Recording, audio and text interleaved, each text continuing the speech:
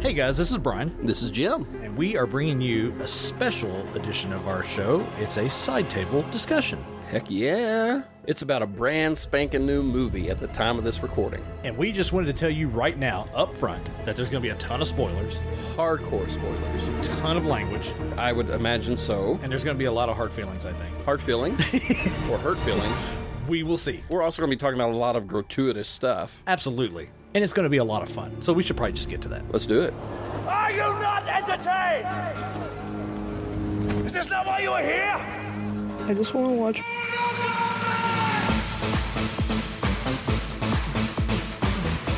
I mean, when you hear the music, Jim, it just gets you going. Like, you just want to dance. Hell yeah, dude. Hi, guys. We are the host of the Dude What Movie Review Podcast. Dude, what? This is a special edition of our show, Jim. It's not a regular episode. It's not a Dude What original. It's not an archive release. This is a side table. We are doing a Dude Table discussion right now. And if you haven't guessed at all, we're doing a side table discussion on Mortal Kombat II, the sequel. The sequel. To Mortal Kombat 2021 that came out of that. We already have in our archive. We do. And on our feed. And on the feed. You can check it out. We did a Dude Table discussion on Mortal Kombat 2021. It's available on the feed. I highly recommend you going back, listening to that, or even going back and watching the film. Yes. Before you listen to this discussion. Yes. If you haven't already seen the second film yet, which obviously, if you haven't seen it and you're listening to this, you must go ahead and already know now. Spoiler alert. That ain't no joke. So, Jim. Yes. You and I tonight. Yes. All right, now let's give some little insight, all right, to what's happened here. Not only did we just finish eating some Taco Bell, which was absolutely wonderful to eat. It was delicious. Like 9:40 at night. It's just, why does Taco Bell hit so great at night? We could do a whole discussion just on that. We could. Tune in next week on Food What when we talk about Taco Bell. Food What? Yeah. Shout out to old girl in the drive-thru. She rolled with us. She was a trooper. We had our own technical issues going on in the truck, but and we weren't drunk. We weren't high. We were not drunk. We weren't high. Literally just fat guys wanting some food. Absolutely, they were troopers and they had a great attitude about it. But anyway, so we had Taco Bell just now. But before that, Jim, you and I went with my bride. We did to go see Mortal Kombat 2. We did. I have a lot to say about this film, man. Yes, I have a lot of thoughts. I have a lot of opinions. I feel like it's important because I thinking about the first Mortal Kombat, right? 2021. Yes, 2021. And we went to see it at the movie theater. We did. So there was a little bit of, it's kind of a little overlay here, a little bit. There is, yeah. A little bit. A little history repeating itself. Yeah, I'm down for it, though. Absolutely. But yeah, man, holy cow. Right. Like, so part of me is like, what do we talk about first? Here's the thing. Do we talk about the movie experience? Do we talk about the movie? All right, well, how about we go ahead and just get the public service announcement out of the way right up front, okay? Yes. So, I know we are in a post-pandemic era. We are. Okay?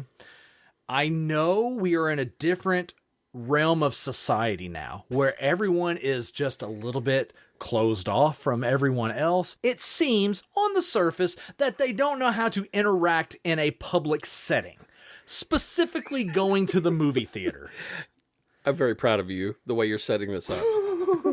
We've had this issue before. We've talked about this issue before. Yes. Proper etiquette when going to the movie theater. Here's the thing. There's a point, because when we left, and we were kind of talking about this in the truck a little bit, is like, I genuinely think people have forgotten how to interact in public. Right. Like, so when you go to a movie, when you pay money. Yes. To go into a movie theater with other people that have paid money, you should take your drink and your popcorn and sit down and shut the fuck up. Yes, sir. You're not gonna eat me. Yeah. Exactly.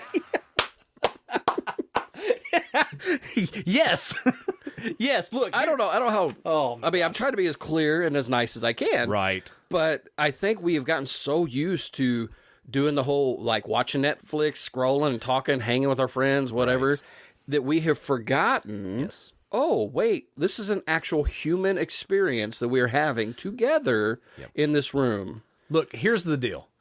When you purchase your ticket to go to the movies and sit down in a movie theater. What that ticket entitles you is passage in to watch the film. Yes. It does not entitle you passage to go and talk the entire time while you're in the film. Yes.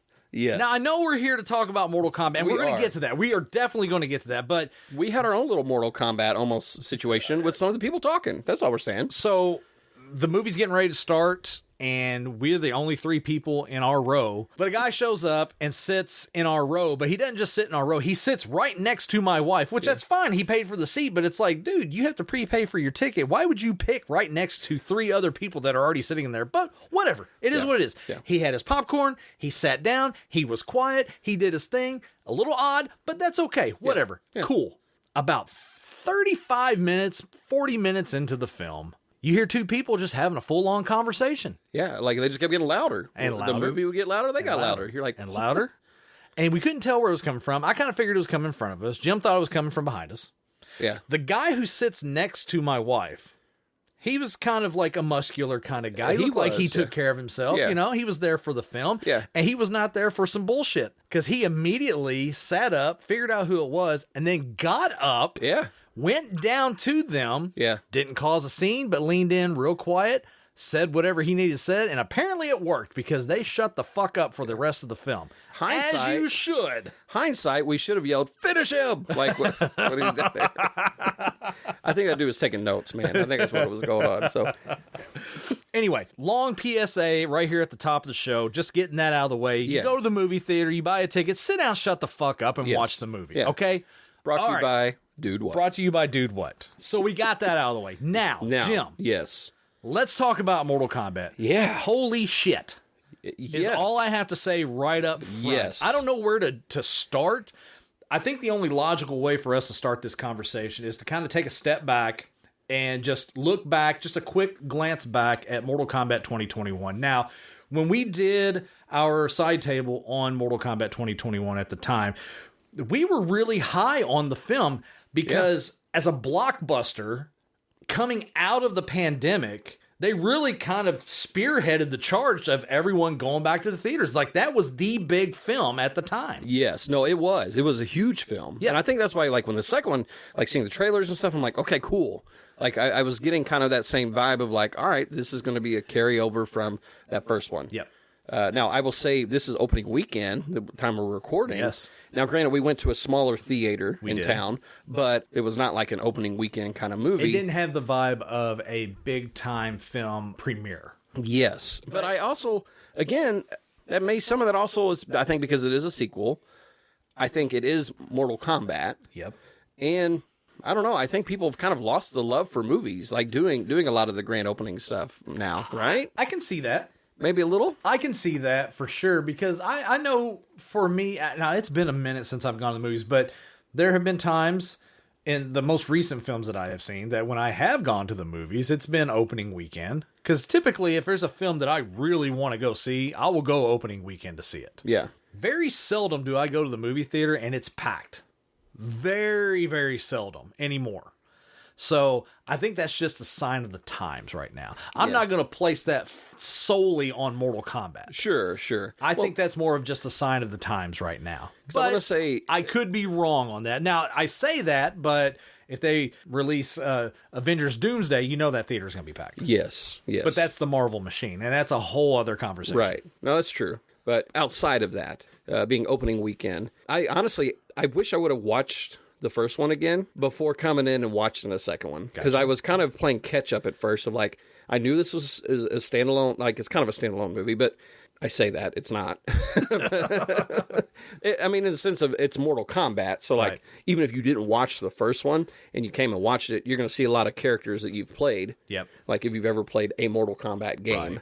But I was trying to remember some things from the first movie. Because I was like, what happened to him? Or why is it this person here and that person, you know? And so it took me a little while to kind of play catch up with it. But I mean, overall, I thought it was good for what it was. Yeah.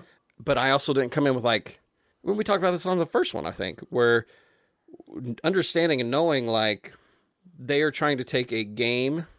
I mean, really, when you think about the basics of the game It's literally just a fighting game in different scenes, right? For the most part. Now, like I said, we've talked about this a little bit on the first one. The advancement of the games throughout the decades since its initial release in the mid-90s. They have made a conscious effort, especially through NetherRealm Studios, to add storyline to it, to give it a story, like a reason for the fighting. Yes. And so they'll add cutscenes that are in between the fighting and stuff like that to give it a little more depth than just a standard fighting game. Yeah. We will get into it more, but I feel like with the first film, that was a lot of the gripes of the fanboys. Yes. Because they felt like, well, this is just a departure from the stories of the games that we've grown up with. Yeah. To a degree, I understand the argument. But, and you and I have had this discussion, this is where I push back. Right. Because you are not making a video game adaptation film. Right. You are making a blockbuster action film for the masses. Yes. The second you solely make a product for the fanboy, you will fail. Yes, absolutely. On a grand scale. On a grand scale. Like if you're literally just making it for that audience and that audience alone, put it on Netflix. good on you.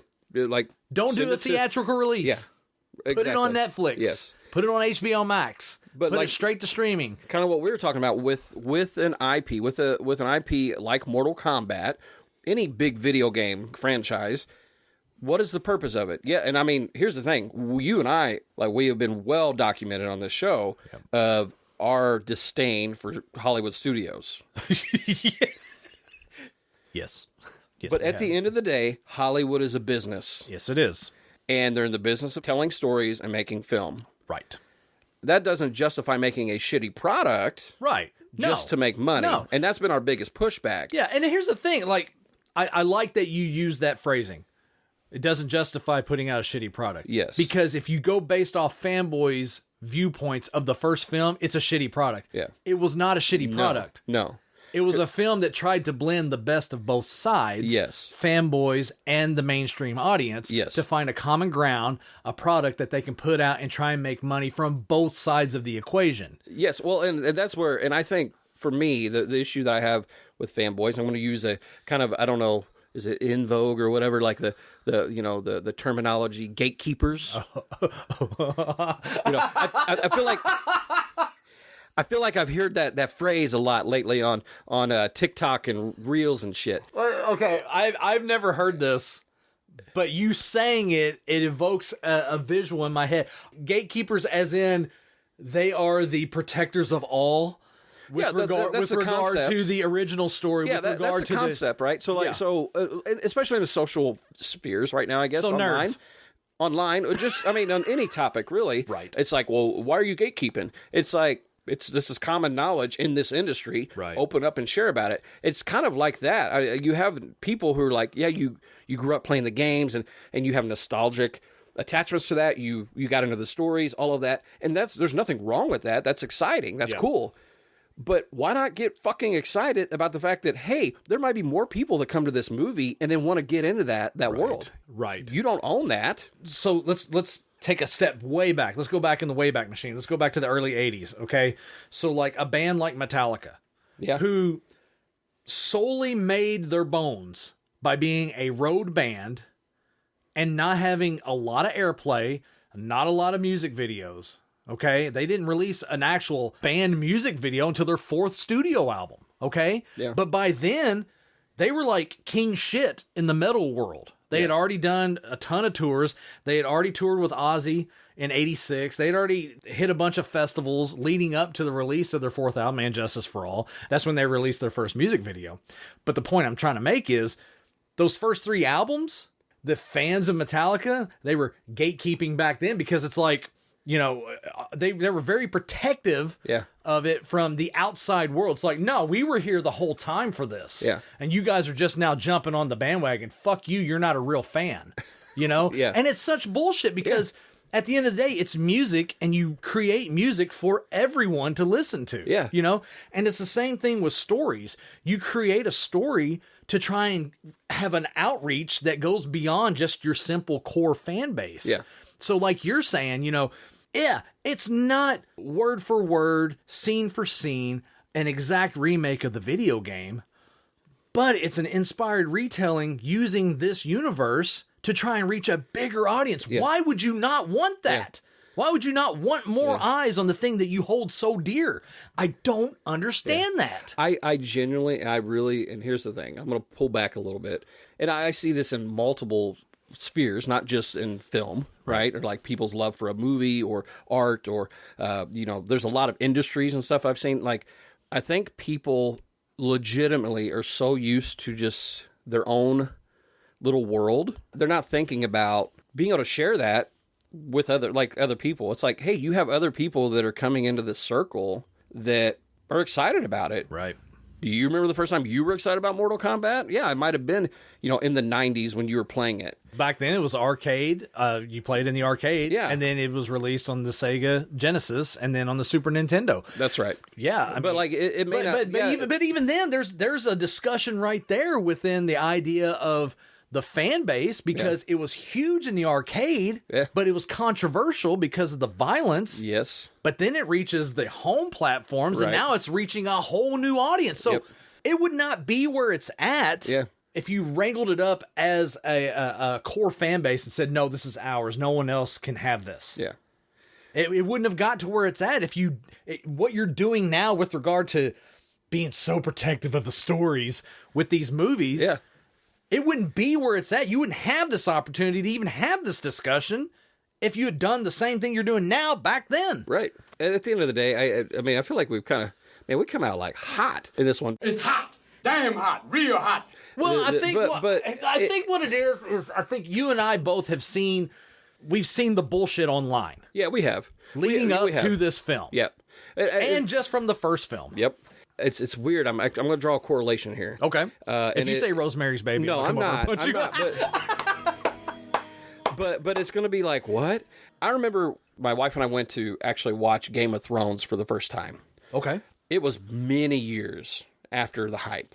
Right. And my brother-in-law, like when he found out we were watching it, he was so excited, and he's like, I am so jealous that I can't watch it for the first time again.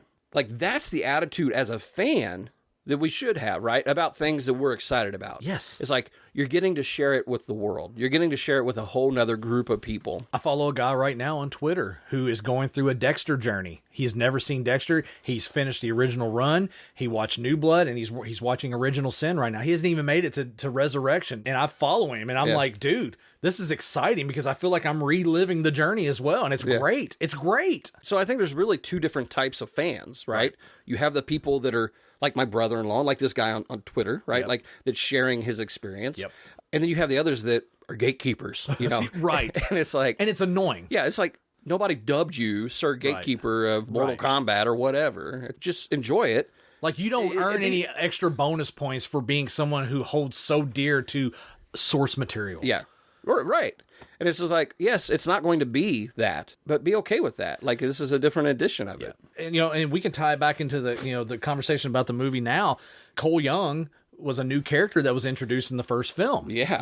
And that was a huge fucking backlash about that. It's like, who the fuck is this guy? All this stuff. But it's like, you're trying to tell stories in this universe and you're trying to add to it. You're trying to add layers to an already existing universe. I thought it played nicely because it was a way to bridge the gap from what you see at the opening of the film with Scorpion and Sub-Zero, and you see the Bloodline tie-in, and then you see it wrapped up. It's bookended. It's we talked about it before. It's classic storytelling. Yes. Right? Yes. And then now that becomes just part of the machine going into the second film. Yes. It's not the main story. It's a part of the big universe. Well, and I'm glad you brought Cole Young up, and played by Louis Tan. Tan, the fucking man, just so good. And if you follow him on Twitter, he engages with you on there. He is great. He's fantastic. Seems to be a really cool human being, right? He's tremendous. Yeah. And played a great character. Sensei Wolf on Cobra Kai. He's fantastic. His character obviously was created to kind of onboard people into the Mortal Kombat world. Yeah. With the first movie. Right. Well, big spoiler. He doesn't make it through this one. No. and look, but like, we already put the spoiler warning on there. Look, when he stepped on screen for that fight, when he got summoned into the tournament for the fight, and I have comments about the tournament too. Sure. So, yeah. But when he stepped on screen, the first thing that I noticed, I was like, oh, the Deadpool stage. Yeah. You know, I was like, oh, it's so fucking cool. And they did that cool shot where he stepped in and the hook was hanging there. Yeah. Oh, fucking tremendous, dude. Tremendous. But then when Shao Kahn stepped in, I was like, fuck. Oh, God, he's gone. Yeah. He's gone. Yeah. But I will say, tremendous fight. Well, dude, the way they set it up, because I was the same way. As soon as he stepped on, I was like, well, fuck, he's gone. Right. But then, like, with the fight, there was a slight moment I had hope. Yeah. Of like, okay, maybe they're not going to kill him off. But that's what you want to do in a film. And then when they did, it's just like, it's like, look. But my point is that they used him as a storytelling device, Right. in the first film. Yes. And bridged it into the second. Yes. To kill him off. Yes.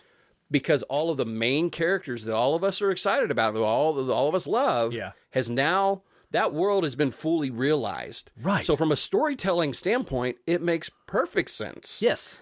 Because it's like, you used him to bring people in, to teach them about the world. They've learned about the world. Now you're introducing them, and now it's okay to kill him off. Yeah. Yes. Because he's been used for what he needed to be used for. Right. And then to play on that more, because this is probably stuff that you don't even realize. So Quan Chi was a character that's in there who's obviously, he's a necromancer, and he brought characters back. Oh, Voldemort's nutsack. Okay. Yeah, Voldemort's nutsack. Oh, dude, Kano. We're going to talk about Kano. We're going to do a whole section on Kano. We'll get to Kano here in a minute. Yes, Kano's back. And it's so glorious. He's great. Back again. Played by Josh Lawson. He's so fucking hilarious. But anyway, the thing about Cole's character, now obviously his head is a pancake at this point. Jesus Christ. But Quan Chi has the ability to bring back the dead. Now, Louis Tan is a skilled martial artist, but Louis Tan is also a very skilled swordsman. Oh, Okay? And there is a character on the game named Kenshi who is blind, who is really skilled with a sword. Okay. And Louis Tan has the look. Who's to say that they don't bring him back and Cole is like a revenant or a different version of himself because of his death and all this stuff. And then they, through some great storytelling, I don't know. I'm just saying. This is the thing that drives me insane about this fucking movie and fanboys and everything. It's a whole entire universe that is fully up to interpretation. Yeah. You can do whatever you want. Yeah. Well, I mean, the mere fact that you have a necromancer is like raising the dead and like, oh, like you're dead, but now you're back. Like, Right.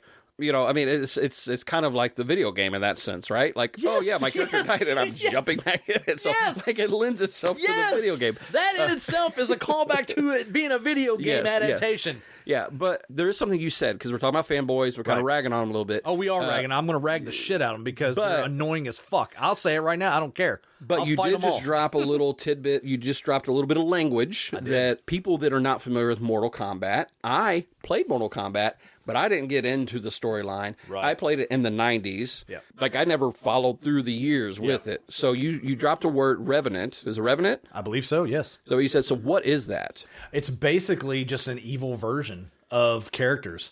So it's a raised... It's basically like if a raised soul that has passed, but is brought back for negative influence. Okay. It's brought back for instead of, because the whole balance of good and evil, right and wrong, that whole entire thing, the scales always seem to kind of balance, but the forces of evil are always trying to tip the scales in their favor. And one way they can do that is they raise the dead back up, but bring them in as an evil entity. Gotcha. And you see it in this film with Kung Lao being brought back, and he's an evil version of himself. Yeah. And he's brought back specifically to take out Earthrealm's warriors. And more specifically, to go after Earthrealm's mightiest warrior, Liu Kang. I mean, great storytelling. Yeah. Well, so the reason why I want you to talk about that, because we were talking about it on the truck, and you were dropping, you said Revenant and all this stuff, and like I understood what you were talking about, but I had never heard that term used for it. And so those that are like, hey, I like movies, I like martial arts movies, right? I'm definitely going to check this out, but I'm not familiar with the game. I just want to make sure that they know what you're talking about with that. So, and we see that with Sub-Zero's character, right? Yes, and he doesn't even come back as Sub-Zero. He comes back as Noob Saibot, which I didn't even know what that was. Well, Noob Saibot in Mortal Kombat was actually just basically, it was almost a joke, really. They added a character, I believe it was in Mortal Kombat 2 or 3.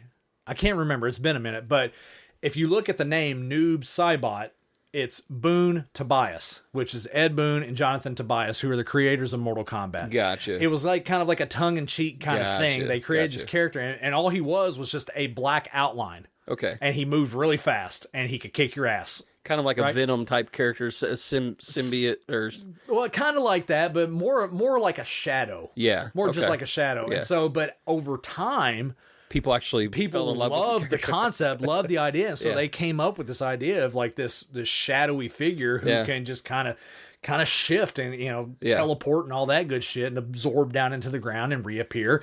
And so Noob Saibot became a very popular character. Yeah. So seeing Bihan Sub-Zero being brought back as a revenant through this hellish nightmare, and he comes back in the form of Noob Saibot, who is basically just like a hired henchman for Shao Kahn. It's great. It's great. It's so fucking... Look. Here's the deal, man. Here's the deal. If you're a fanboy and you love Mortal Kombat, shut the fuck up and just enjoy the film. Because they threw so much good shit in this film. Brian, are you talking about the three guys, the three like 45-year-olds that we walked by all the way back to the truck? And they were the storyline in the video game was so much better than the film. I gotta fix my glasses because I can't see when I make my point. Dude, get a fucking life, man. It's a fucking movie. It's a fucking movie, man. And it was entertaining. It was. It was so goddamn entertaining. Look, I normally don't get on the edge of my seat. Literally on the edge of my seat during a film. I typically do not. Like, I'm very chill, laid back, watch the film, whatever, There's only been a handful of times. One that comes to mind in most recent memory, fucking Endgame. Yeah. Cap lifts Mjolnir. Yeah. And I mean, who was it? That whole scene, and then the Avengers assemble. Yeah. Like, there were so many iconic moments, and I'm not even a fucking comic book guy, but they hit me because it's the culmination of storytelling. I was just like, oh my God. Yeah. I was on edge. I was sitting with my hands clasped during Mortal Kombat 2, watching, because there was intensity and drama and shit that was happening on screen. And I was like, oh, fuck, what's going to happen next? Yeah. I was invested. I was fully invested into this film. It was, I mean, dude, so I did have, so here's a question for you. Is it Adeline or Adeline Rudolph? Adeline Rudolph played Katana. Holy shit, man. The best. Like, just outstanding. Like, Yeah. totally nailed the role. Oh, yes. So, the original movie, the original Mortal Kombat movie, that came out in, was it 95, 96, or whatever, was played, Katana was played by Talisa Soto. And she did great. She had the look, whatever.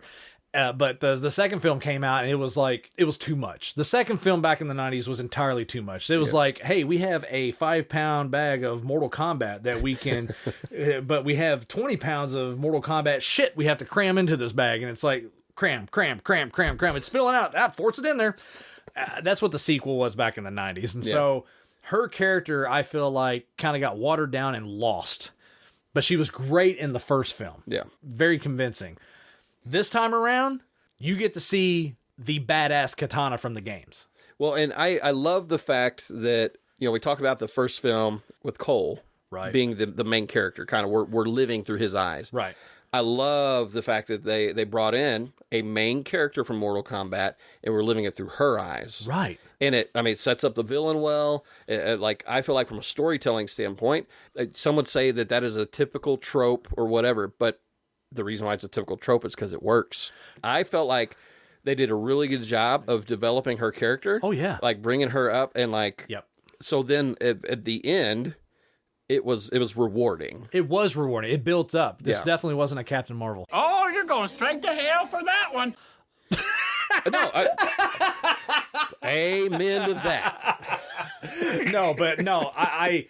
I understand what you're saying. Like, how she becomes to be basically under the rule of Shao Kahn's thumb, how that story evolves and how it ends. Nice beginning. the middle conflict and then the end. It's all Yeah. bookended. It's classic storytelling. But I'll take it even a step further. I love the fact that realistically, this film is not just through her eyes and through that main character point of view.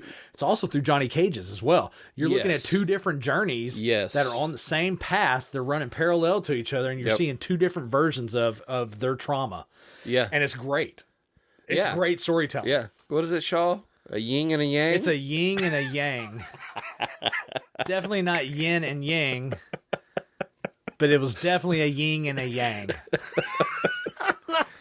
I'll know if you've been listening.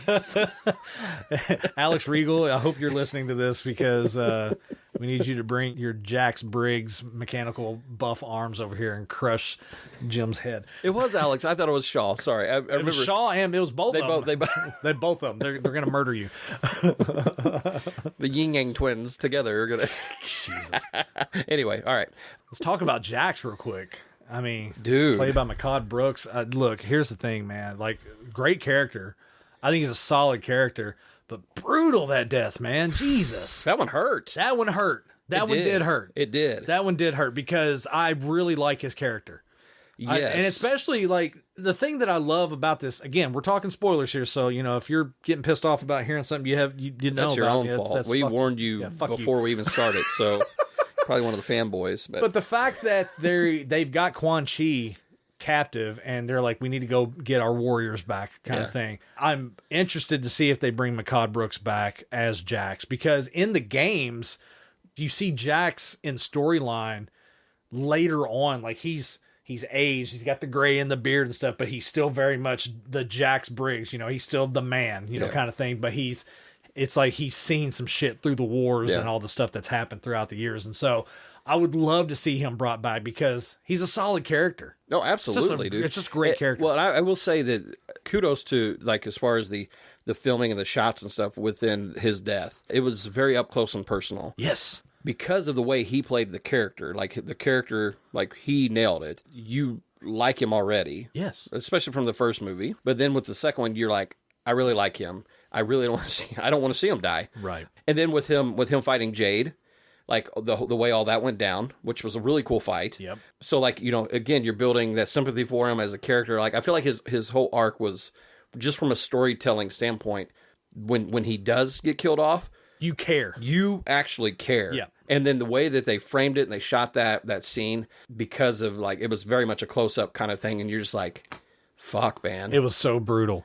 It was And- rough. But it needed to be brutal in that moment. Yes. Because, like you said, when the characters you're supposed to be rooting for die, their death has to mean something. Yes. And the way they die, like, you need to feel the impact of it. Because if they just die for the sake of dying for the screenplay, it's like whatever. But Yes. if you give yourself a reason to care about the character, and then when their death does happen, it impacts you. I was watching it, and whenever I think I even said something out loud. I may have been like, "Oh shit," or something like that, you know, because when it happened, I was like, "Oh man, seriously." Yeah. Such a great character. Yeah. Well, But- I mean, I felt that way about Cole, even. Oh, yeah. Knowing full well, like, he's dead. Yeah. Like, he's gone. Right. I think with Cole, two things. One, with Cole, they did a great job of showing him in Raiden's Sky Temple, training with the others. Yes. And then, like, his stance on it's like, if I die, it's for a good reason, and Right. I'm okay with that. Yeah. I can be fine with Yeah. that. And so there's a little admiration to that, and there's some valor to that. Yes. You know, as a Yeah. warrior Yeah. for Earthrealm.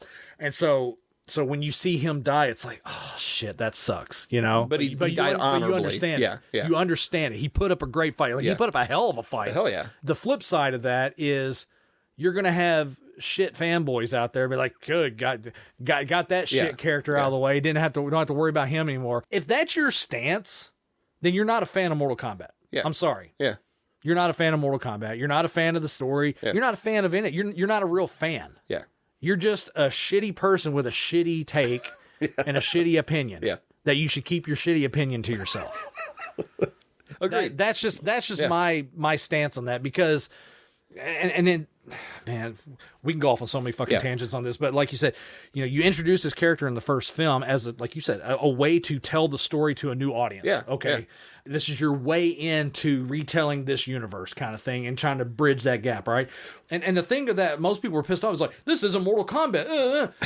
No, think of the first movie as a prequel to Mortal Kombat. Yeah. Because that's fair. It was literally Shang Tsung trying to circumvent the prophecy. That's all it was. It wasn't the tournament. Yeah. It was Shang Tsung trying to stop the tournament from even starting. That's right. Yeah. That's all the first film is. Yeah. Outworld has won 9 tournaments in a row. They need to win the 10th one in order to take over Earthrealm. What's Shang Tsung do? Oh, I'm just going to take all my warriors to Earth and kill Earthrealm's warriors. That way they have no one to fucking fight. That's right. That way we don't even have to have the tournament. So that's why I was so irritated and pissed off with the ire of fanboys for the first film, because it's like, we haven't even gotten to the tournament yet. The tournament's coming. So the tournament's coming. So as you say that, again, I'm trying to remember the first film. In the first film, they didn't have the life torches at the top, did they? They did not, no, because they hadn't even started the tournament yet. That's right. Okay, so you saying that re-jogged my memory on that, because when they introduced that, again, that's one of those like, oh, like that's familiar. If you've ever played the game, that's familiar. Yeah. And, Sonya Blade like explains it to Johnny Cage what that is. I was trying to think. I was like, that wasn't in the first film. No, but that's why, because from a storytelling standpoint, they weren't in the tournament. They haven't even gotten to the tournament. I think that's why a lot of fanboys are going to love this film. Yeah, because it's the tournament. Yeah, it's the tournament. Yeah, when you play the first video game, the original one back in the day, it's the tournament. Yeah. You get character bios. If you watch the intro to the game, you get these like little paragraphs that tell you like why they're entering the tournament and blah, blah, blah, and all this stuff. But it's a tournament. That's all it is. You don't get storyline or anything like that. Right. What storyline you get is the little bios that play at the beginning. And then if you win the game with a certain character, it tells you what happened, the aftermath. Right. And it's a little paragraph. Yeah. That's all the story you got back then. Right. Okay? So literally, if someone says to you, I didn't like the movie because it wasn't like the game. So you're saying you didn't like it because it wasn't the tournament. Yeah, you wanted a short film. Is what you want. That's all you want. You just wanted a tournament. You just wanted to see fight scenes. Okay, that's great. You can do that. That's fantastic. But we're trying to tell a fucking story here. And the way you tell a story is you got to have some kind of creative in. Yeah. And they did that with the first film by kicking it off with the story of Scorpion and Sub-Zero as a way to lead into the story in the tournament. And look, man. He's cracking. Jesus Christ. You are a fanboy for a reason. Because you don't have the bandwidth to do the writing and the creativeness of this other shit. You don't have their ability. You have the ability to sit there and say, I like this, I don't like this. Yeah. That's what stay in your lane. Do that. Yeah. So let's talk a few things. Let's do it. I'm fired up to fucking talk about this. Let's talk about Shao Kahn. Shao Kahn, dude, fucking great. As far as a villain presence, yes. When they say something that I may get shot at. Okay. It gave me Thanos vibes. Oh, huge Thanos vibes. In a good way. Yes. Like a believable villain. You're in an unbelievable world. Yep. He was a believable villain. Oh, yeah. And the way they set it up, dude, that was fucking brutal at the beginning. Oh, my God. And then they did not let up on that. No, they did not. Throughout. Like, it wasn't like we're handling kid gloves. They went full on with like, this guy is a badass motherfucker. Yes. And you'd better not mess with him, because you're going to die. Right. If you're in the ring with him, you're dead. Exactly. And so, I mean, then I found myself, you talk about being on the edge of your seat, I found myself in each fight scene like, well, shit, who's dying now? Right. Yes. Well, see, look, here's the thing. So Shao Kahn was introduced in Mortal Kombat II way back in the day. The thing about his character when you fight him in the game is he is so ridiculously fucking hard to beat. If you're just an average video gamer. Yeah. Okay. Now, if you're some dude who spends 40 hours a fucking week playing it, you figure out all the little, nuances and stuff like that. And it's you not a get big killed deal. enough, then you realize. But when you pick up the game for the first time and you play it for like a week, and you're like, all right, I think I got the hang of this, and then you get yourself up to where you fight Shao Kahn. Good fucking luck. Yeah. Is all I gotta say. Yeah.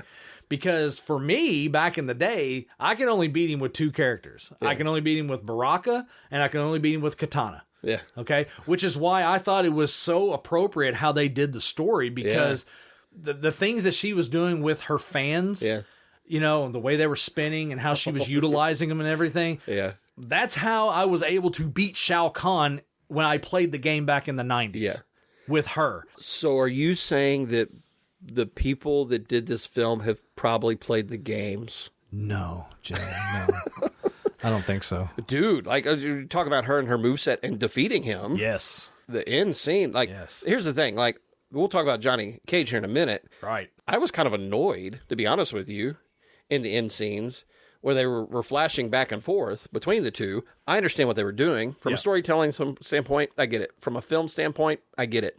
I was annoyed because I was just like, I just want to see the fight. Right, yeah. The end fight.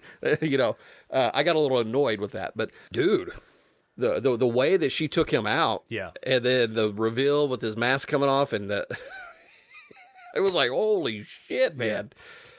It's good stuff. Yeah, it was great. And like I said, hearkening back to whenever I played the game back in the mid to late 90s, he was doing this move, and you see it in the film where it's almost like he charged up, and he just like this like a green shadow effect where he just, you know, shoots at him.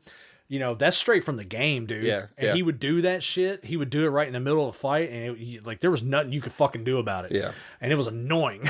But seeing in this film how intense it was, because he's just a, you know, I think it's played by Martin Ford, I think is who plays Shao Kahn, and he's a big dude. He's behemoth, dude. Yeah, he's a massive guy, but he's taken up some, you know, he's kind of trying to do like a Batista thing where he's trying to, you know, get into Hollywood with some of these, you know, different types of roles or whatever, but mainly playing just the big guy. But, you know, I believe I saw an interview with him recently where they were talking about playing Shao Kahn, and he's got the mask on. He's got the mask on pretty much the whole entire film. Yeah.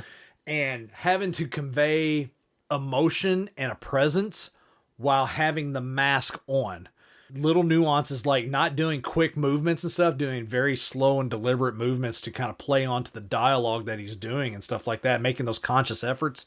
I mean, it translates on film. Absolutely. He had a presence from the moment that he steps on screen. Yep. That scene where he comes on screen for the first time, I mean, that's in the trailers.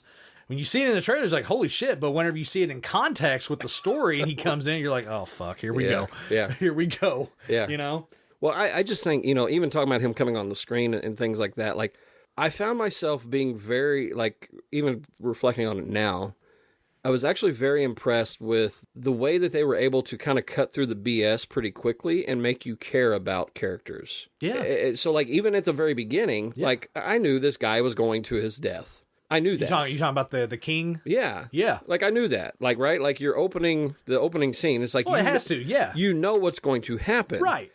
But I still cared about it. Well, yeah, and because that's, like, and the layering with the you know, the interactions with Katana, his daughter, you know, and all that, and just how he's respected by his people, you know, just going through the crowd, coming through, and you know, he wasn't a slouch. No, he was a true warrior. I think maybe this is a testament to the fight choreography.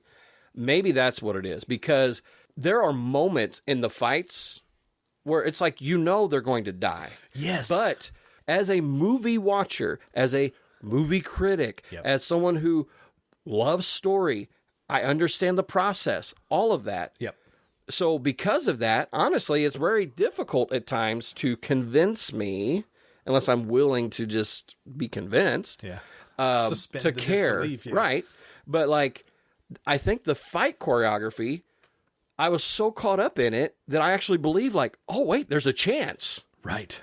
Maybe that's where I'm coming away going, like, I'm surprised that was my response, because, like, well, obviously they don't have a chance in hell. Well, but it's like, it's great that you bring this up, talking about fight choreography, because, you know, like I said, following Louis Tan on Twitter, he's talked a lot in the months leading up to this about how fight choreography was like paramount from the get-go, because they felt like in the first film, while a lot of the fights were good, they felt like there was missed opportunities to really do some intricate storytelling within fight choreography, because not having the right mindset with regard to how you shoot a fight scene, how you shoot and choreograph a fight scene, how you integrate aspects of the character into the fight scene itself to go along with the storytelling. They made a conscious effort to really, really, really buckle down and focus on that for this film. It pays off. It absolutely does. It pays off in spades across the board. It honestly, it makes you believe in the moment of what is happening. Like dude, it is freaking hard in a fight scene between good and bad, right? Like good and evil. Yes, because it's hard to believe, like to put yourself in and be like, oh, like to feel the suspense and the intensity of it. But like every fight scene, everyone in this film, the backdrops, like all of that, they did an amazing job of like paying homage to the video games. Yes. But then each of those fights, you believed it could have been either one. Right. Well, and see, and that's the thing. That's the true testament to storytelling and a believable fight choreography is you want that level of hope, especially when you already see the writing on the wall from a storytelling standpoint. Case in point, the Cole Young and Shao Kahn fight. Yeah. You knew, like I said, as soon as he stepped on screen and you saw Shao Kahn facing him, he's dead. He's dead. You know he's dead. Yeah. But you made us believe for a little bit there. Right. Because of the fight choreography, the way that he handled himself, the way that whole thing played out. You were like, I can't praise it enough. Yeah. For how well they handled specifically fight choreography, but not just that, but just storytelling. Yeah. And I think the more that I'm marinating on it, I'm seeing that more. Because there was a part of me that was like, okay, yeah, this is a cool adaptation of the video games. Right.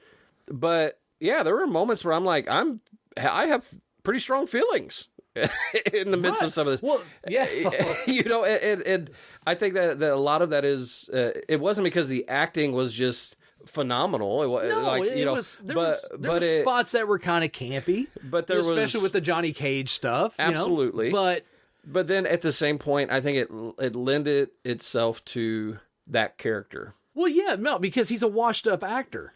Which, I mean, so talking about Johnny Cage, I know that we're kind of all over the map a little bit in this moment, but there's a lot to talk about. Johnny Cage, played by Carl Urban, which you have made comments, I think, on air, maybe not. No, it's been on air. Okay, about your kind of not really love for Carl. Low-level disdain for Carl Urban, because there was a period there where I felt like anything that Carl Urban appeared in was not great. Yeah. I won't say I've had a full turnaround on that, but I think I've come to appreciate him as an actor. Yeah. I think it's unfair. It's kind of like the Ethan Hawke thing that I had there for a long time. Yeah, okay? That's fair. Yeah. I was not a fan of Ethan Hawke for a very long time, and I couldn't really put my finger on it. But then I see Ethan Hawke in Magnificent Seven. Yep. And I'm like, holy shit, where's this guy been all the time? And now I've had a complete 180 on Ethan Hawke. I absolutely love Ethan Hawke. Yeah. All right. I think he's tremendous. Maybe it was just me needing to get out of my own head. Carl Urban, same way. You know, I've seen him in a number of things where he's been good, but then I've seen other films that were not great. And I think I've just kind of associated with him. And that's unfair to him. Okay. Yeah. And it was probably just writing and probably shit direction in those films that just didn't hit. Yeah. He was great in this film. He was really good, because the concept of Johnny Cage in this film is he's a washed up actor. Yeah. He's a skilled martial artist that he has forgotten that he can do that. Yeah. Kind of like Cole in the first film. Mm-hmm. He's a skilled martial artist, but he's kind of pigeonholed himself into believing that all he's good for is being a fucking punching bag. Yeah. Johnny Cage in this film, he's a skilled martial artist, gets into the acting world, forgets all about his skills and just focuses on acting, but now he's on the backside of his acting career, and so he figures that that's all he is. Yes. He's just a shit actor now. He's a washed up actor who sits at a booth at a convention and no one comes up to. All right? Man, Johnny Cage has gotten old. But he played it well, because he played that washed up actor to a T. Yeah. Depressed, but still kind of trying to push on, still kind of trying to hang on, but smartass that's always there under the surface because he's just a little angry about all of it. Yes. You know what I mean? And that comes out. Yep. And then it's just a matter of him having perspective, like Right. Raiden said, about what is important for him. Yeah. You know, and stepping up and doing that. Yeah. But not losing that smart-ass edge. Yes. He played it well. Yeah. He played it really well. So it was kind of nice because he kind of became the Kano for the good side Yeah. as far as humor. Yes. Right? And so let's talk about dialogue writing for a second. Like, we've talked about comedy often. Kano and Johnny Cage, dude, the comedic aspect of the writing was... The dynamic duo that we didn't know we needed. Yeah. They were so funny, and especially whenever you get them together playing off each other, Yes. it fits. It did. Works. Weirdly enough, it did. It's not excessive Yeah. because Kano already laid that foundation in the first film. Yes. And so when he's brought back, it's just Kano, Immediately. Kano of old, like immediately. Where the fuck's my eye? Yeah. You know, it's like, it's so perfect. It's perfect.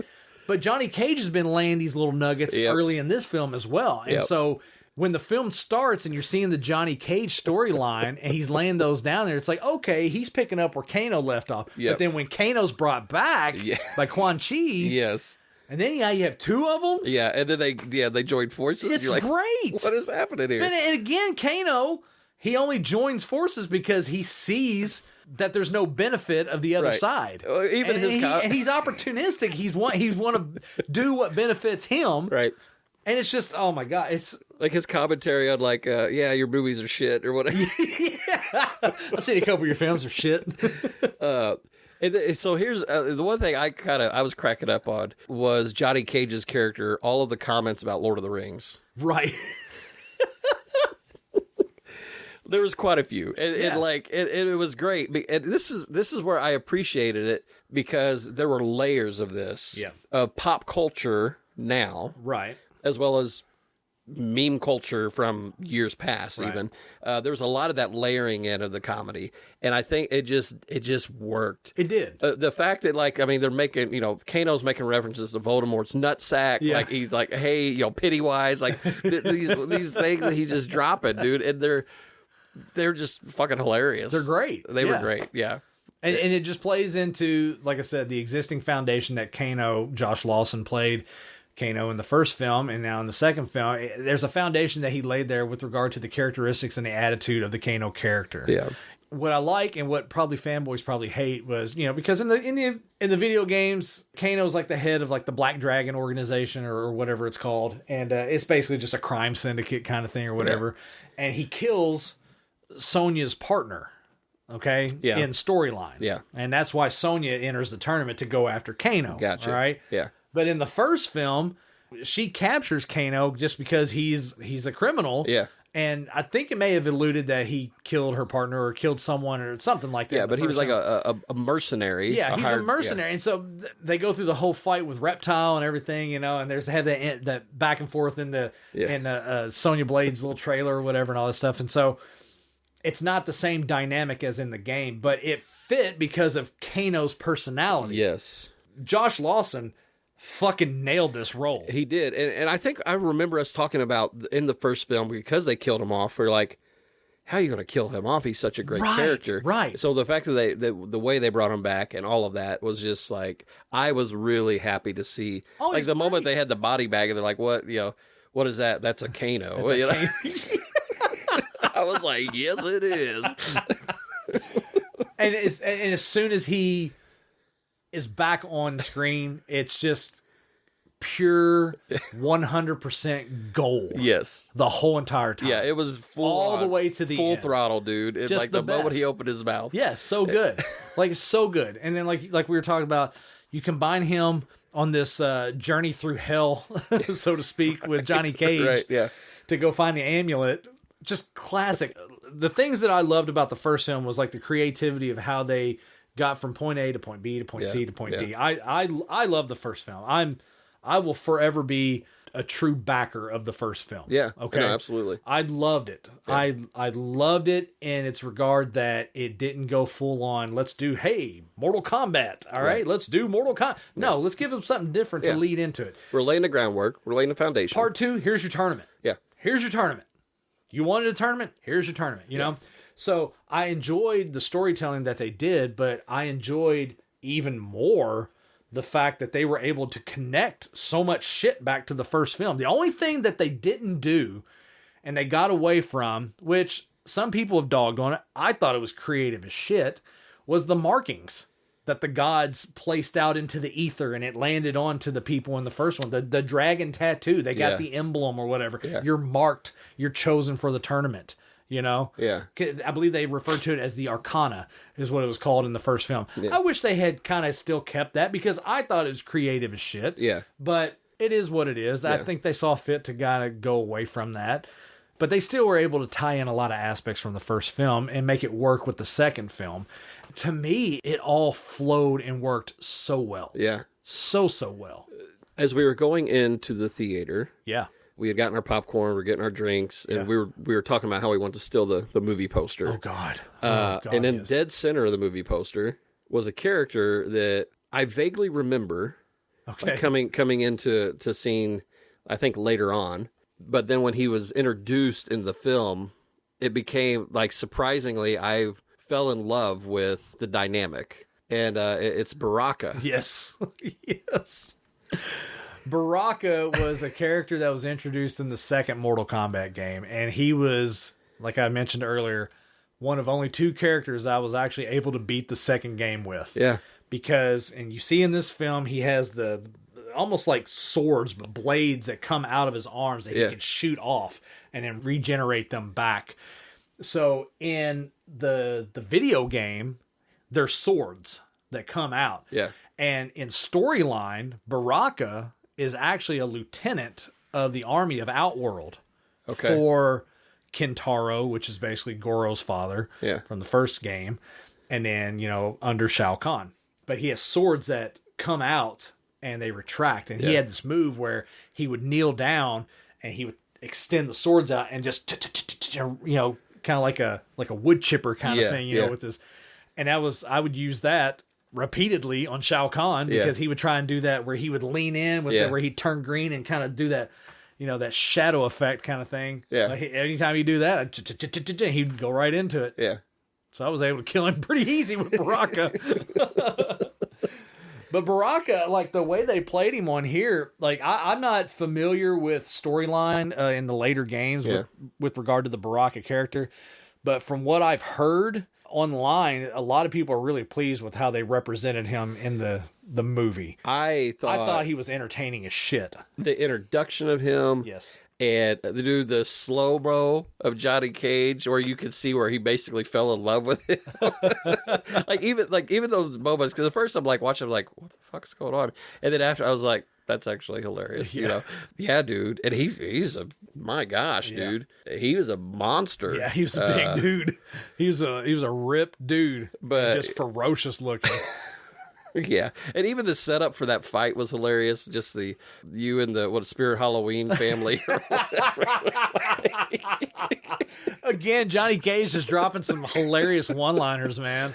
But I don't know. I actually that's Baraka's played by C.J. Bloomfield, I think. So, dude, I thought he did a great job. Oh, tremendous, tremendous. It's a character that I want to see more of. Oh yeah. In like the next film, I want to see him more, and I think he obviously will play a part. So. Absolutely, I think it'll end up being a fan favorite character with regard to films. I know they're already planning on doing a third film. Yeah. And to say that he won't make an appearance, I think that would be shameful.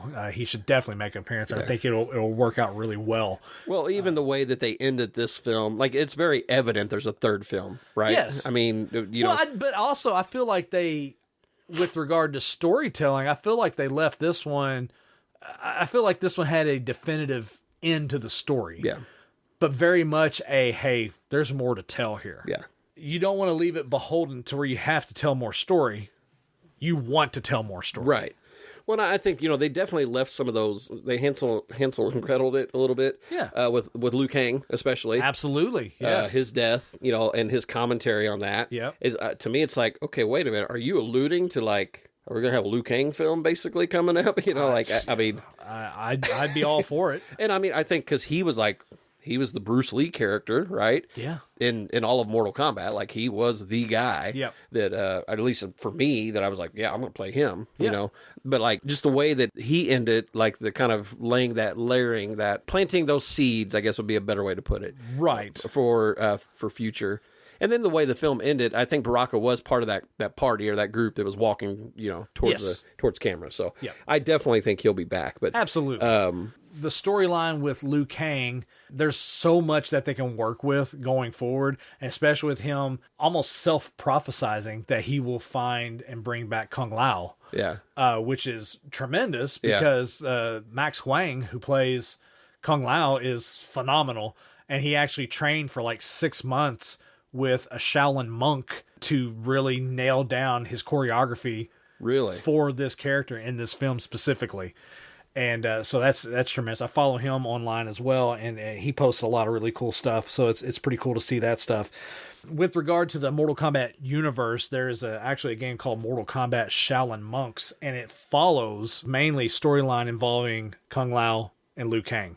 There's a lot of scuttlebutt right now online about that possibly being maybe a standalone film, maybe a large section of the Mortal Kombat 3 story, which would be great. Yeah. And even Max, who plays Kung Lao, has even said, hey, I would love to do a film on that or a show or something to that effect, and I think it'd be tremendous, honestly, because, I mean, we're now at the point now where you've laid the groundwork with 1 and 2, the tournament's over, like the initial tournament, but that doesn't mean the storytelling's done, because there's going to be more shit that happens, clearly. Yes. And so the universe is wide open with regard to storytelling. They did a really good job building on the foundation of the first one in this film. Dude, that fight scene between Kung Lao and Liu Kang, dude. Yes. That was, it was in the iconic Mortal Kombat arena. The portal room, yes. Yeah, so like it was in that iconic room. They changed the color. Like there was all that was going on, but then the way Kung Lao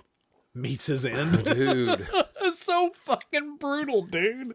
That whole setup, and then the way, like that whole final scene for him, like, yeah, dude, it was brutal because it was unexpected. Like I did not expect that either. Like the way that Liu Kang did that was not expecting that at all. But then I will say, who played Liu Kang? Ludi Lin. Yes, Ludi Lin.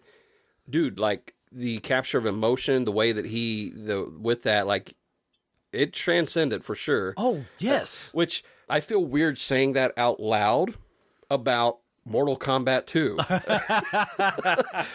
Well, here's the thing. Here's the thing about that. The problem with that is we are conditioned to think that a fighting game adaptation can't be more than just that. Yeah. And that's bullshit. Yeah. Because it always comes down to writing and performances. Even as something as intricate and detailed and necessary and vital as fight choreography, like we already talked about. Yep. It all has to work together. Yeah. And if one thing slacks off, the whole thing comes tumbling down. Yeah. This film, I feel like they did so much right. Yeah. So much right with regard to how you tell a story in this realm. Yeah. I can't compliment them enough. Yeah. So what would you say was wrong about this film? I can't even say like the gratuitousness of like the gore aspect of what you expect from Mortal Kombat. I can't even say that because I felt like it was pretty vital. Spot on. I thought it was vital and necessary for what you're dealing with regard to the story and the fights that are going on. I didn't feel like it was excessive. Yeah. I thought it could have gone except like the way people made it out online, it was like crazy, and I didn't think it was. Yeah. Now, do you bring your 7-year-old and have them sit in front of? That's a whole other conversation. As soon as they walked in front of us, I was like, "Oh, you brought those young kids in this? Yeah. Oh, that's a bad idea." But they were dancing at the end there, so hey, whatever. They weren't too affected by it, I guess. Yeah. When Mom's night comes along to have the kids, I'm sure she's gonna be having you're gonna be getting a phone call, bud. I'm gonna be straight up honest with you. I really don't see anything wrong with this film at all. This is clearly a sequel. Okay? Yeah. Like this isn't a standalone. You need the first film to tell the story of the second film. Yeah. Yeah. And that's fine. That's fine because it's Mortal Kombat. You know, you expect that. If you go into it not expecting that, that's on you. Right. That's on you. Yeah. But I feel like this is where I'm different from the rest of the world when it comes to this franchise. I didn't feel like there was a lot wrong with the first one either. Yeah. I felt like maybe there was a little campiness with some of the dialogue in the first film, and maybe some of the second and tertiary characters were kind of a little camp, a little cheese or whatever. But with regard to this film, if there were issues that were off in the first film, they cleaned it up with this one. Yeah. I'm not even saying that to the same degree as the people that I've read online making comments, because the way people are like, oh, they made this one way better. As if the first one was a goddamn dumpster fire. It just was not. Yeah. Okay? I don't care. Yeah. I'm beyond being able to just be like, you got your opinion, that's okay. No. Fuck you. Okay? Sorry. Yeah. I liked the first film as a building block to get to this film. Yeah. 1-2 combination. Yeah. I loved it. I absolutely loved the first film. I fucking loved the second film. Well, I mean, in the first film, and we talked about this with the first film, is that you had Scorpion and Sub-Zero, which are like the two most iconic characters in Mortal Kombat. You keep using the word. Yeah, you got a problem with that? And so you served the fans in that aspect, and that was one of your main story. That was your storyline. And I also, to piggyback on that, you throw in Sonya, you throw in Kano, you throw in Jax. Yep. These are all pivotal characters to the storyline of the Mortal Kombat universe. Yep. And they played their fucking roles well. Yep. Basically, people were just mad because they didn't get a tournament. Yeah. Which they got in this one. Which they got in this one. And guess what? We got to see Scorpion again. And Sub-Zero again. Yeah, in a different element. As a different element. Yeah. Yes. Yeah. And you got Kano back. Introduce new characters. Carry on the old ones. Yes. Look, it's... Dude, I was just thinking about Rated real quick, like with just Johnny Cage's response to cosplay of Big Trouble in Little China. Dude, I love that joke because that's been a joke in the Mortal Kombat universe forever. I know for me personally, whenever I first started playing Mortal Kombat, the very first thing that I ever thought, I was like, that looks like the dude from Big Trouble in Little China. He's wearing the same hat. And I had never even seen the fucking movie. Right. But I knew enough. Yeah. Yeah. Just, I don't know. I was just thinking about that scene again, dude. It's, yeah. And you mentioned like the idea, like the pop culture references and everything, the meme culture and shit like that, and just dropping these little things in there, and it's so good.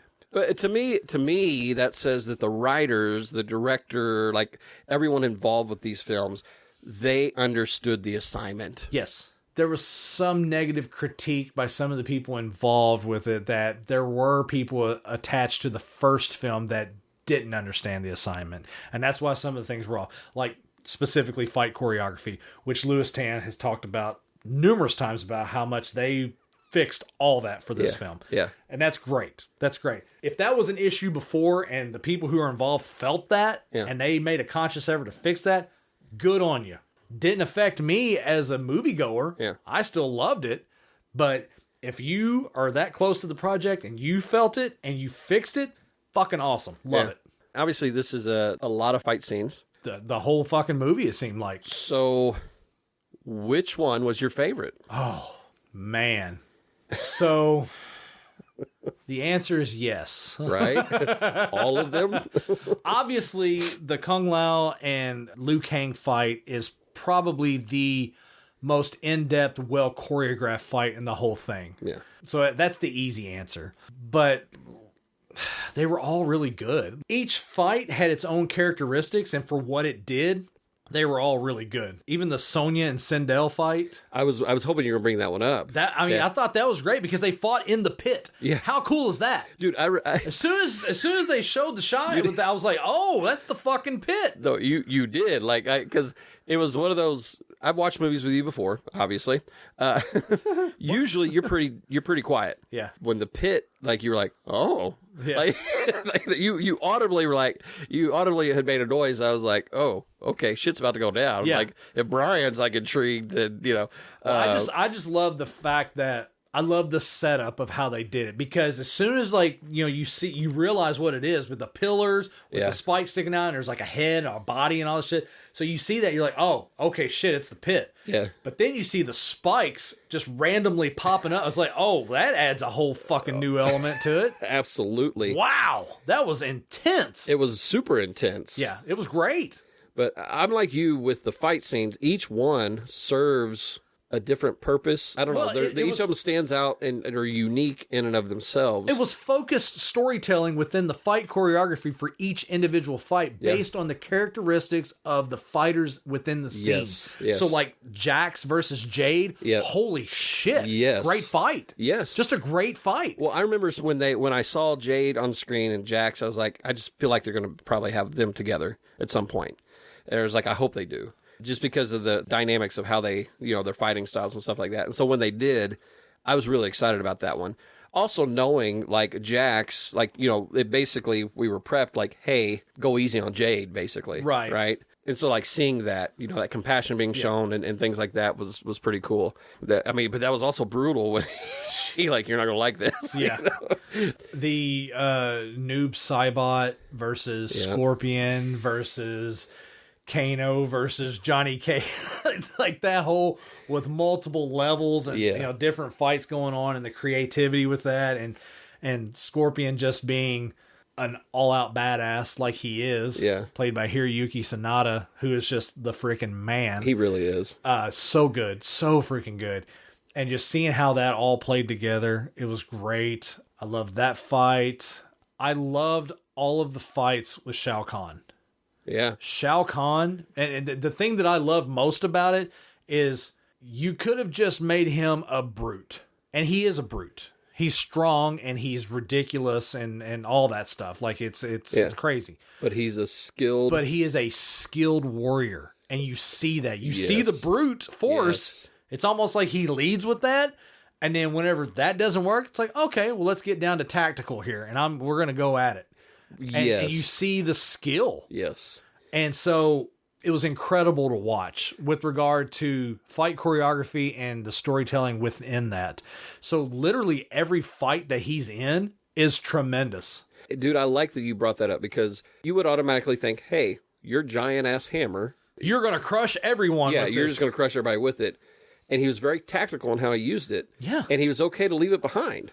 Yeah. That, again, is a testament to, I feel like we're beating a drum at this point, but like to the fight choreography on that. But like you're right. Like there was a tacticalness to what he was doing. It wasn't just, hey, I'm a brute. Yeah. I'm not going to rely on this one facet of my fighting skills. Like, if I need to drop this hammer to give myself a better advantage, I will. Absolutely. And it was I will use all elements of the hammer, not just one piece of it. Right. It is a testament into why he was such an opposing force. Well, it harkened back to me. You said it earlier, talking about like the presence of him coming on screen is like a very Thanos kind of vibe. This bad dude who already has the upper hand on you kind of thing, you know?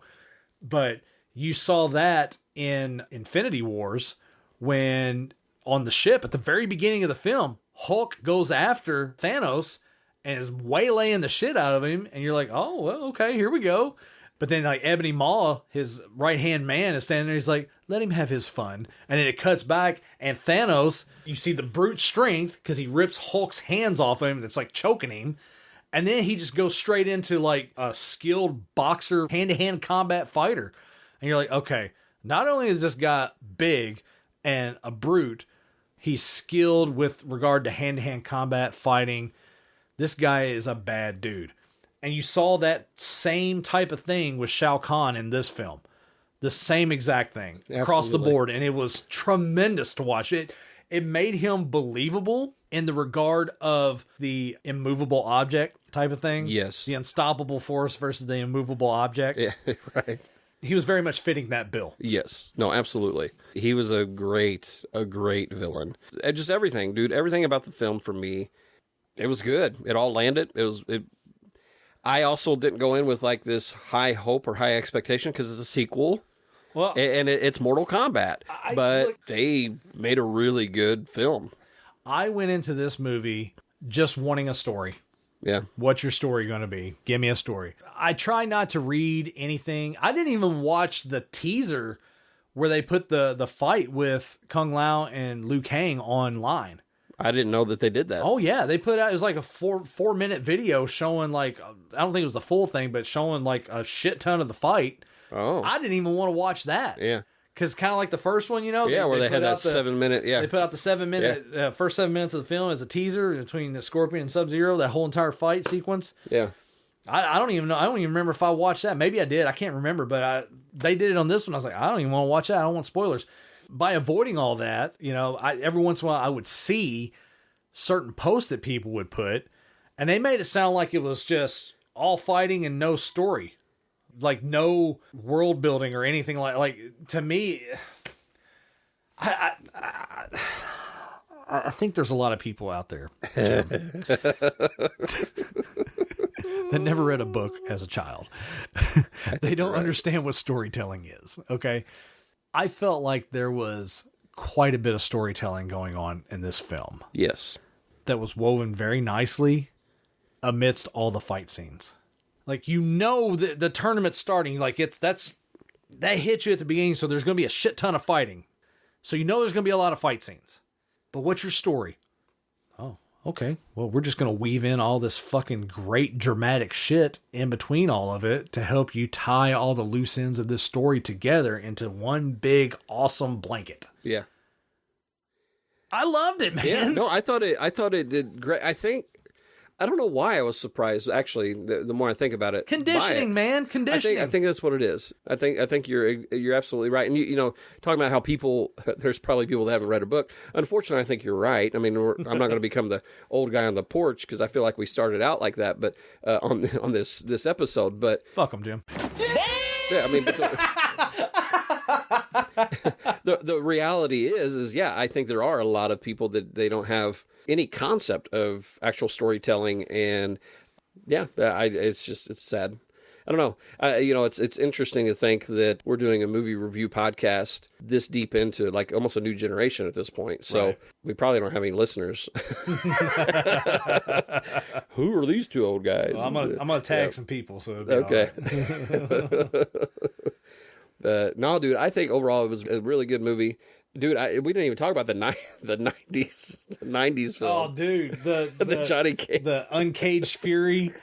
Here's what's funny. My wife went with us to go see this film, and I think when that kicked on, I think I heard an audible groan from my wife, like, "What the hell are we watching?"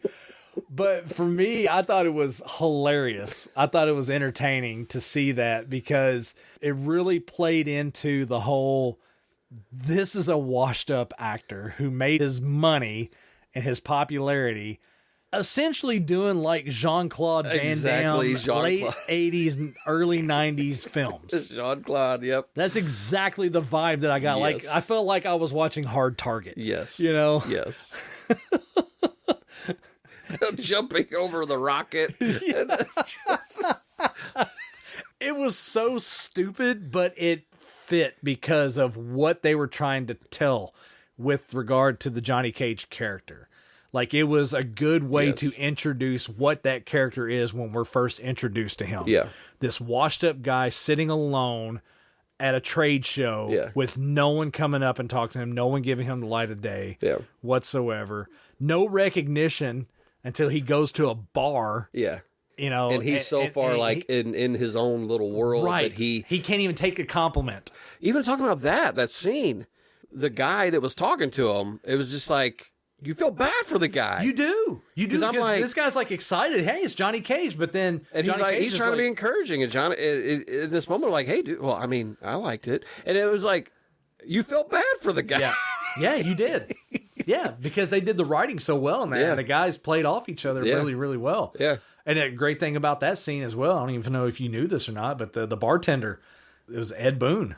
Oh, was it? Yes. I did Ed not know Boon, that. One of the creators of Mortal Kombat. I did not know that. Yeah, he actually voiced the "Get over here." Okay. Yes. Nice. Yeah, that's Ed Boon. Little cameo there. Okay. Add him into the film. His character's name is Ed in the film, too. Interesting. Yeah. Yeah, I didn't catch that at all. Oh, yeah. Yeah, good stuff. That was another thing about this film that I just want to comment on that, yes, they layered in fanboy stuff, quote unquote fanboy stuff. They added a lot of cool things in Yeah. there. Little Easter eggs here Yeah, and there. And it was great. okay, from a storytelling standpoint, they've laid the foundation with the first one.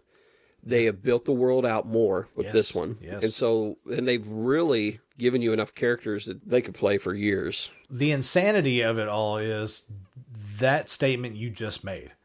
They can play with this universe for years. Yeah.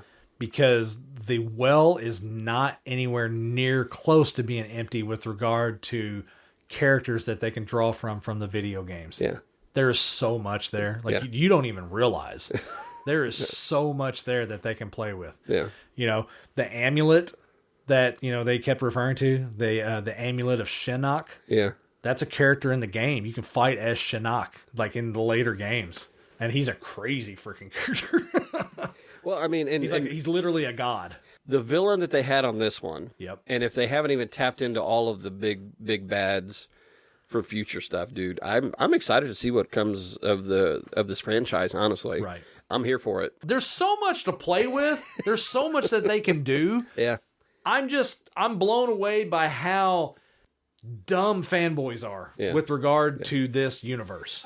In all fairness, it's not. And I'm at this point, I'm being a complete dick. I acknowledge that. I am being a complete dick whenever I make these comments about fanboys. Yeah. I am. Yeah. Because I think it's funny. No, you didn't. No, I'm being a complete dick because I feel like you're allowing your obsessive fandom to overlook fun storytelling that you can be enjoying rather than shitting on. Yeah. That infuriates me. Well, it's just the fact that you're spending more of your time and energy being negative about something that you should be excited about. Exactly. I don't know. I don't think it's the fact that they're dumb, man. I think it's just No, that they're not. Unfortunately, we live in a world where everybody has a platform. They're not dumb. They're just Vocal and their passion is misplaced. Very much so. That's all it is. They're not dumb. I say that tongue in cheek. I'm being, like I said, I'm being a dick. Well, I'm picking at this point, but they're not dumb. They have so much passion for it, but their passion is clouding their judgment over something that is right in front of their face. So they're dumb. So they're fucking stupid.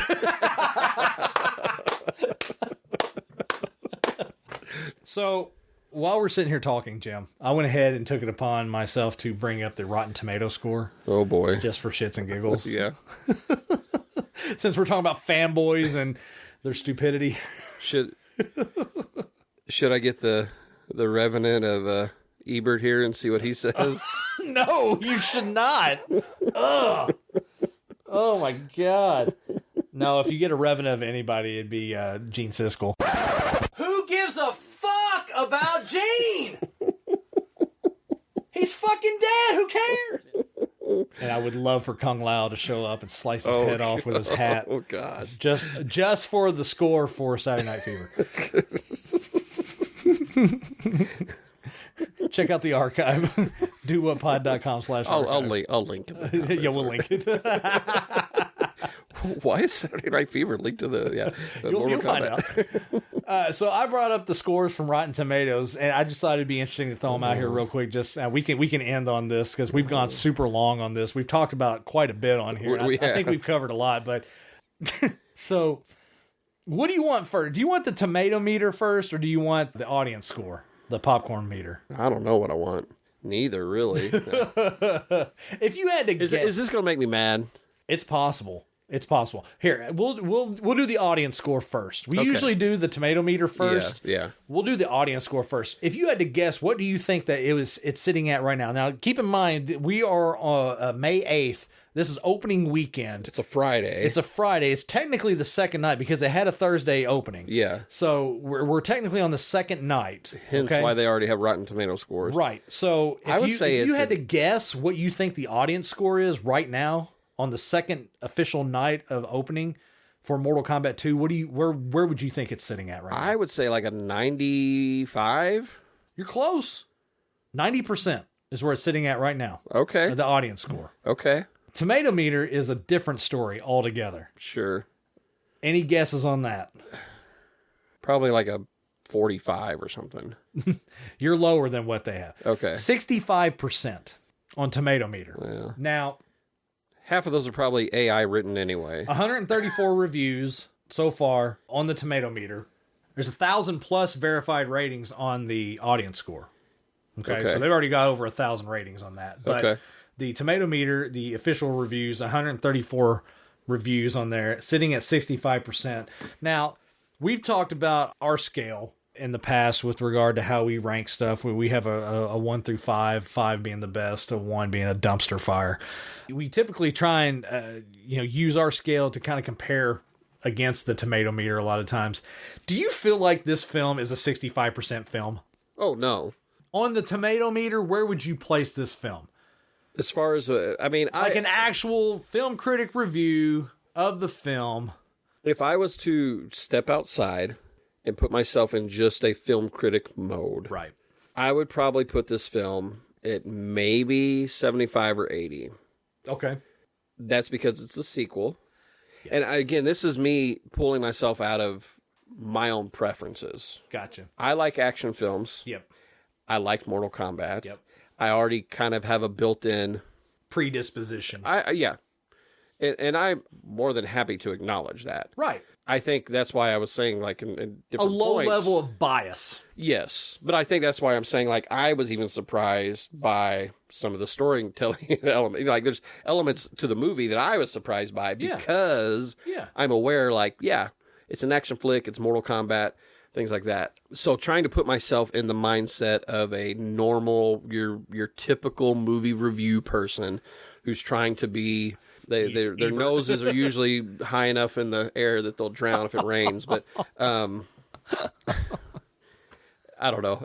For me, it's just like those that want to, be pretentious assholes. I would say that I could see them doing a 75 or 80%. Right. So for me, 65 is low. Yes. And like I said, most of that's probably AI written nowadays anyway. But that's a whole nother conversation. Step away from the worm. Right. Get away from the worm. Right. Yeah. That's kind of my thought anyway. What's your thought on that? Again, low. 65% for me is entirely too low, but I think stepping outside of my own preferences and what I personally feel about the film, looking at it from a pure review standpoint, critic standpoint, I think you're right. I think somewhere in the 75 to 80, 85 range, just because it is a sequel. See, to me, you need a foundation. It's harder for sequels unless it's like a Marvel sequel. That's different. Because like I still look at Captain America Winter Soldier. It's a sequel, but that's a standalone film that has legs for days. Well, most of Marvel's films have been written that way because they understood... what they were doing, right? Like they were like, they know that not everybody's going to come and watch every film. Right. So we have to make this a beginning and end, bookended story. Right. That if someone watches this film, they will enjoy it. Exactly. But also giving the layers of long form storytelling.